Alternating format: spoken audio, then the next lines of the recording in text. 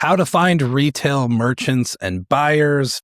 Here's our first way. Today, we're going to talk about retail platforms such as RangeMe, ECRM, and retail portals, and we'll touch a little bit on open calls as well. So stay with us.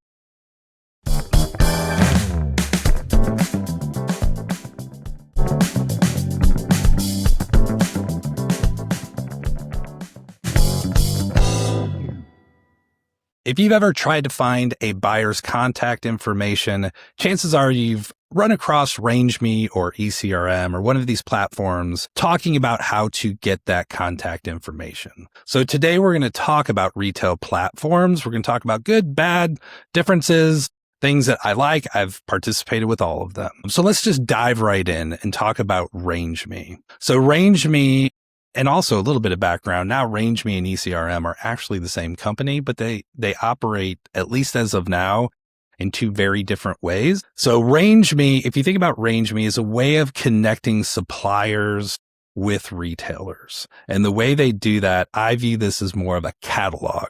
So what happens is you join RangeMe, you put your information in it, and it consolidates it so that you have images and descriptions and everything in one area. And then what they'll tell you is that the buyers can go look at this quote unquote catalog to go find your product if they're looking for it. And then they have all the information there. I can tell you personally, and there are also upgrades to do as well. I've never seen someone get contacted from a buyer just by putting their product in RangeMe. That's just my personal thing. I've just never seen it. Not saying it doesn't happen, but it's a catalog. The chances of buyers just sitting there perusing through all of that, like once again, go back and look what buyers do in our first series. They have a lot on their plate. They're not just hanging out looking at catalogs, looking for new ideas. But RangeMe is really important. We're going to skip over ECRM in some of the open calls. So if you get into Walmart's open call for Made in the USA, you have to use RangeMe as a way of putting your information in, right? The other thing that RangeMe does, at least for my personal opinion, it helps you understand what information is really important, right? So we'll get to the end of this. We're going to talk about some action items that you can go do today that I think is really beneficial.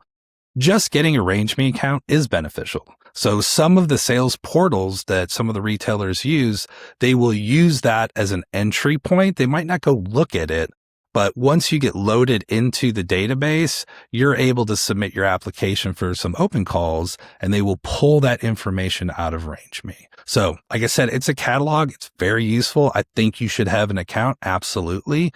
Do I think you should pay more hoping that buyers are just going to look for it? Probably not. Let's move on to ECRM, which is actually something I've had quite a bit of success with. And I'll give you a personal story at the end of this as well around ECRM. The way I try to describe ECRM, and there's just no better way of saying it, it's speed dating. So what happens is you find an event. So let's say you're in toothbrushes and there's an oral care event in Dallas, Texas, and there's a date. You sign up for that day.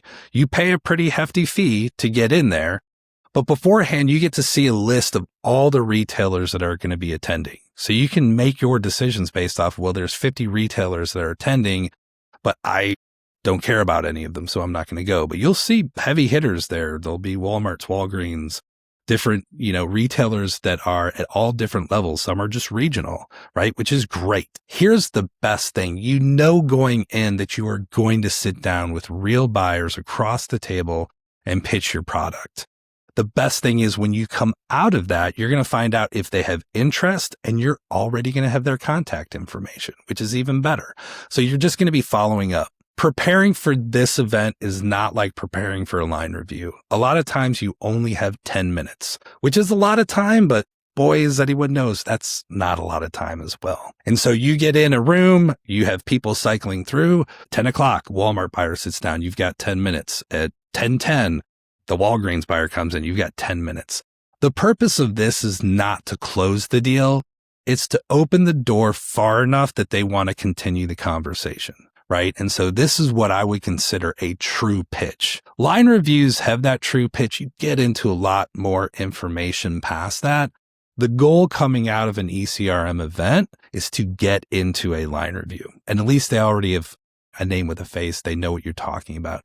So this is going to be 100% really focused in on your product and understanding your product and being able to answer any questions quickly. Like I said, once you're finished with that event, the buyer leaves, they will check on a database like, nope, not interested. You'll get to see all of those answers, but then you'll see, yes, I am interested.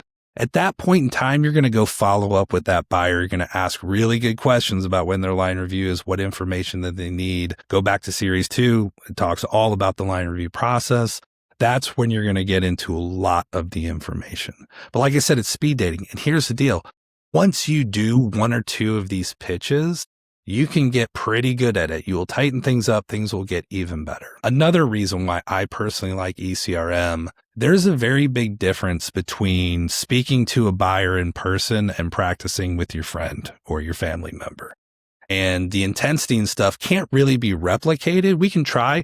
Ready for Retail tries it with an experience where we do a mock buying experience to try and put that sort of pressure into it. But a real life event happened. One of my clients got into an ECRM event and went down. It was in Dallas, Texas.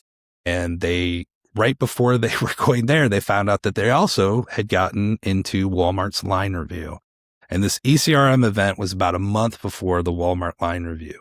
Now, this person had never been in a buying meeting in his entire life. And so when he got there, he was nervous, but he practiced and he got real live reps with real live buyers.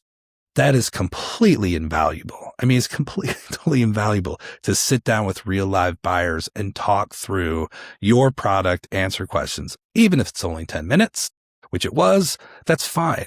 By the time that month rolled around after that ECRM event happened and we were sitting in front of Walmart, he was much more relaxed. He'd already been there. He'd already done that. Yeah, there's butterflies and stuff, but he knew the pitch. He knew what would work, what would not work. Right. So a lot of it is if you're sitting down with a buyer in 10 minutes, you really got to figure out the real thing is if you're sitting down with a buyer, even for 10 minutes, you really need to figure out what's going to work and what's not. You could see almost in their face that something's working or it's bringing up questions or there's maybe confusion. As you tighten that message up, it will just get better and better and better. So I know this is all about contacts. ECRM events, you will get contacts, you will get FaceTime with them, you will leave with that. So here's my action items for this episode. Number 1, go fill out a RangeMe account. It's not going to hurt. It's going to help you understand what people are looking for. It's going to give you a resource that you can point people to. And it might come and help if you do go into any open calls or retail events. You might need to have it anyways. So just go do it. Go sign up. Don't pay money. Just sign up for the free one.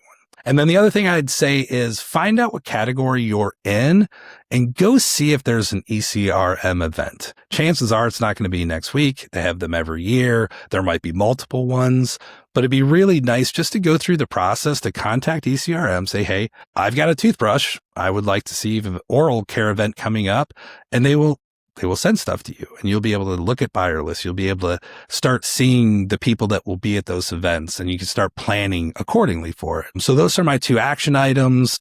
Next episode, we are going to talk about LinkedIn and how to use LinkedIn to get buyers information and contact information. So I hope this was beneficial for you and see you next time.